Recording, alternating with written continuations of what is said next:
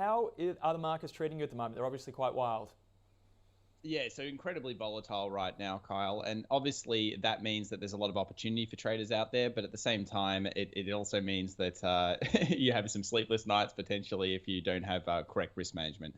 So yes, it's one of those times where it's more about the US market than probably anything else. Australia is not necessarily feeling the pain as much as, I guess, the markets overseas. And it's a very different time from what we've seen predominantly over the last decade. Yeah. Inflation's here, and Australia does well off that.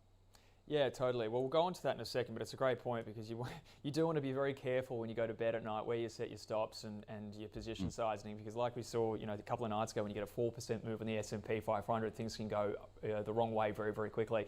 But you did preface where we're going to head next, and that is the ASX 200. You've got a chart for us here. Like you said, holding up well in inflationary times, and also there's a pretty key level of support there. Do you want to take us through that chart?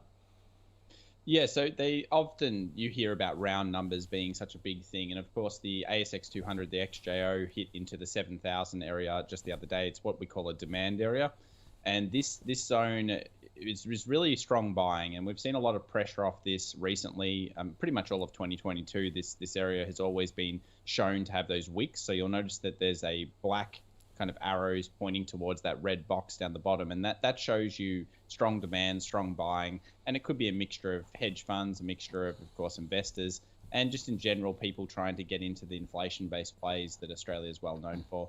So we've got a strong range here between the 7,600 resistance up the top there in the top red box, and this strong buying area around that just under 7,000.